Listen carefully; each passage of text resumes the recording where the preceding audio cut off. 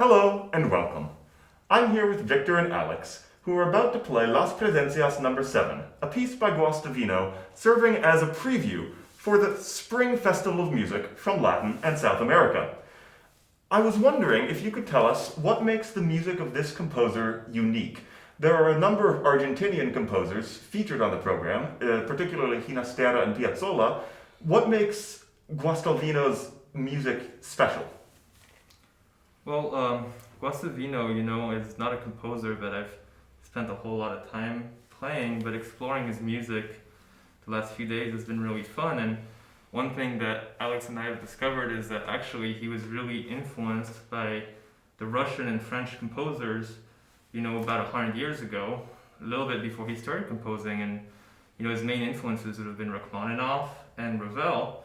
And it's fun to play his music because we're discovering those influences all over the place. Like Alex was saying, it was the left hand. Yeah, it was very interesting. I was learning the piece, and obviously it sounds Argentinian, but parts of it almost felt like Rachmaninoff or Ravel piano piece.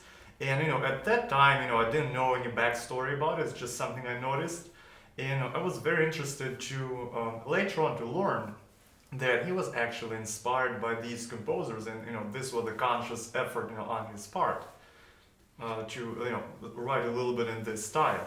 And do you find that that's different than what most Argentinian composers were doing at the time? This piece, of course, was written in the mid-60s.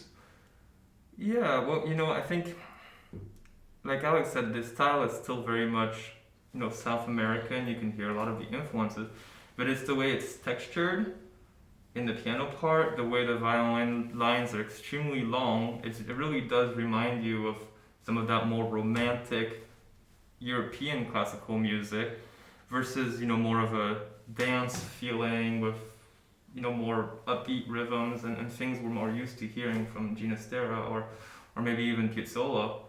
Even though Piazzolla actually also studied in Europe, he really didn't bring a lot of that influence back with him. He actually did the opposite and really based his whole music on sounding, Argentinian, his own thing off the tango music that was happening there.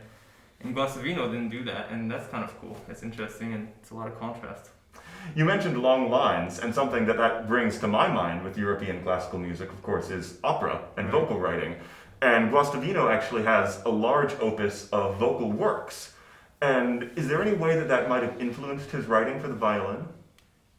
I'm sure it did.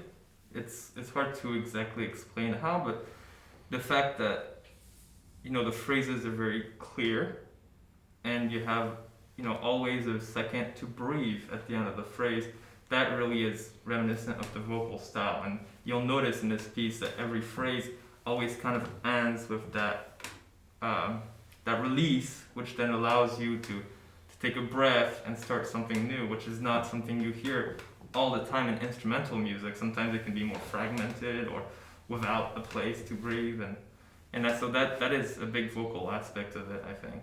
And do you find approaching that style of music different from what you normally do as a violinist? I know you're well acquainted with accompanying for both violin and singers. And I can say I see definitely a lot of resemblance to the vocal music, even just in the way it's phrased and structured. The vocal music is usually based on the breathing ability of the human voice, which kind of dictates the phrasing and the shape of the phrases, the length. And I definitely see a lot of it in this piece, as Victor mentioned. Yeah, it's very obvious. Is there anything that you do differently when you approach music written in this type of vocal style on the violin? Not me personally so much, because I feel like when I play the violin, no matter what it is, I tend to try to be very vocal with my approach.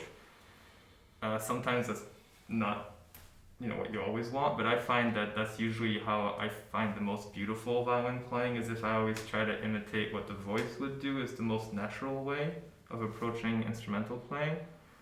So to me, it's similar to how I usually approach music. It's just, the way he's done it is very obvious for us and for the audience. I think that it is influenced by vocal music. Absolutely. Thank you, Victor. Thank you, Alex. We hope that you'll join us either live on March 20th or on YouTube later through a video link to enjoy not only some other vocal music from Latin and South America, but also some of those dancier tunes that Victor mentioned.